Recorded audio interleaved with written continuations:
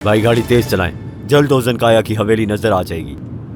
उनके ज्यादा करीब मत जाना, समझ रहे हो ना? तुम फिक्र मत करो, बलातली इतना करीब कि हम उन्हें देख सकें और इतना दूर के नजर ना आए, यही हमारा तरीका है। तो क्या ख्याल है, वो आजाद कि हमारी मदद कर सकेगा? वही हमारी मदद कर सकता है। उस याबूस ने उस आदमी की टांग में गोली मारी थी, मरते मरते बचा है, लेकिन बेचारा माजूर हो गया।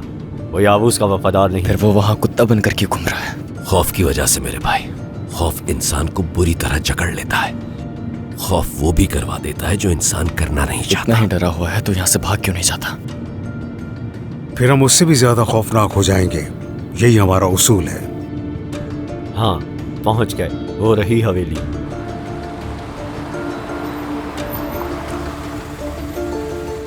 जैमो, बेटा तुम पुरसुकून रहोगे और हमारे मंसूबे पर अमल करना, समझ गए? हमारी चाल खराब मत करना बेटा।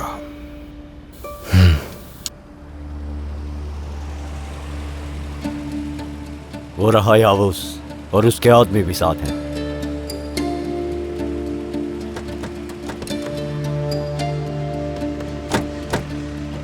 चलो बाहर आओ अजीजे, बाहर निकलो। मैंने कहा बाहर आओ। हाथ मत लगाओ मुझे, छोड़ो। चलो चलो। मेरा बाजू छोड़ो। किसने कहा था ना, मैंने अपने आप को पुरसुकून रखना। वो मेरी बहन को मार देगा। हरगिज़ नहीं। चुप मैंने कहा चलो उसको अंदर, पकड़ के रखो। वरना मुझसे बुरा कोई नहीं छोड़ होगा। दीजिए। मैंने कहा चलो। छोड़ो मुझे। मुझे हाथ लगाने की हिम्मत मत तुमने करो। हमें उनके सामने जलील करवा दिया। अभी तो मैंने कुछ भी नहीं किया, फिक्र मत करो। अभी भी तुम मेरे सामने जबान चला रही हो। ये लड़की मुझे पागल कर देगी, समझाओ इसे। मैंने तुमसे कहा था ना कि अगर तुमने वहाँ पर कोई भी बदतमीजी की तो इसकी सजा तुम्हारे बहन भाइयों को मिलेगी। तुम मेरे बहन भाइयों को कुछ नहीं कर सकती हो। मैं सिर्फ इसी शर्त पर यहाँ आई थी, तुम लोग उन्हें कुछ नहीं करोगे। तुम बस देखना मैं करती क्या हूँ। चलो चलो, इसे अंदर लेके चलो। चाचा, देखा वो मेरी बहन को तकलीफ दे रहा है, मैं क्या तुम इंतजार करोगे? अगर उस रात तुम रुक जाते और जैसा मैंने कहा था वैसा करते तो ये कभी ना होता। बेटा अगर तुम अभी वहां गए तो इसका मतलब कि मारे जाओगे। सब्र करो।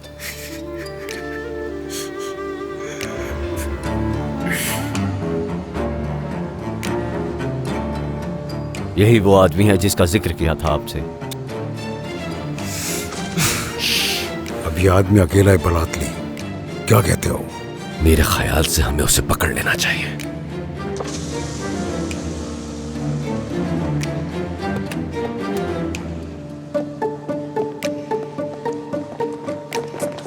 चलो चुपचाप हो भाई साहब। कौन? आ जाओ, छोड़ो मुझे। चुप हो जाओ। क्या कर रहे हो ये? आवाज नहीं। चलो चलो चुपचाप हो भाई साहब।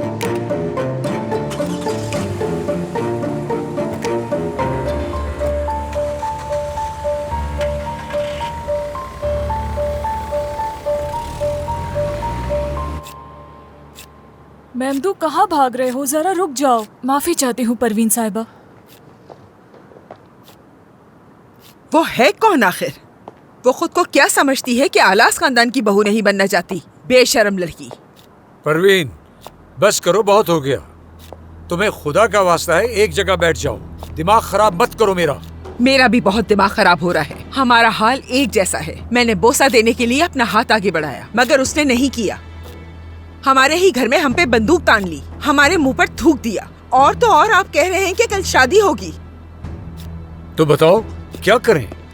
शादी मंसूख कर दें? जानती हो शादी को मंसूख करने के क्या नतीजे हो सकते हैं? तुम्हारा इकलौता बेटा याऊस को गोली मारकर जिंदगी भर जेल में सड़ता रहेगा। हद करती हो तुम। देखिए, बिला वजह परेशान हो रहे हैं आप लोग। अब मजीद खून नहीं बहेगा और कल ये शादी हो जाएगी। उस लड़की के साथ? हाँ, वो पागल है, पागल। उसकी आंखें पागल हैं, उसके खून में पागलपन है। आखिर यावूस की बेटी है, पागल तो होगी। तौर तरीके सिखाना मुश्किल थोड़ी है। उसे जल्दी अपने मुताबिक ढाल लेंगे, आप फिक्र ना कीजिए, ये मेरी जिम्मेदारी है। जाके सुकून से सो जाइए। तो तुम बहुत बेताब हो, है ना? अपनी जमीनें, माँ बाप सब कुछ छोड़ के इस्तांबुल जाने के लिए, और इसीलिए तुम शादी करने में जल्दी मचा रहे हो। बिल्कुल, इस्तांबुल जाने के बाद तो ये यहाँ वापस आएगा ही नहीं। जो मैं कहता हूँ करता हूँ, और आज तक मैंने बस इंतजार किया, क्योंकि आपने कहा था कि मैं शादी किए बगैर इस्तांबुल नहीं जा सकता। हमारा झगड़ा तुम्हारा भी झगड़ा है, यही कहा था ना? अब मैं झगड़ा खत्म कर रहा हूँ, आपको इस वक्त मेरा शुक्रगुजार होना चाहिए।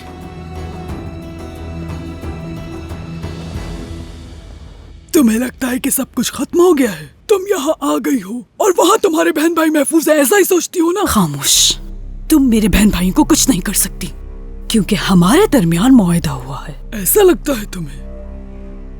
कल तुम्हारी शादी होने जा रही है अजीज़े। मेरी बात कान खोलकर सुन लो। अगर तुमने दोबारा कोई तमाशा खड़ा करने की कोशिश की तो मैं कसम खा के कहती हूँ कि तुम्हारे बहन भाइयों की जिंदगी जहन्नुम बना दूंगी। महमूद, फोन दिखाओ इसे।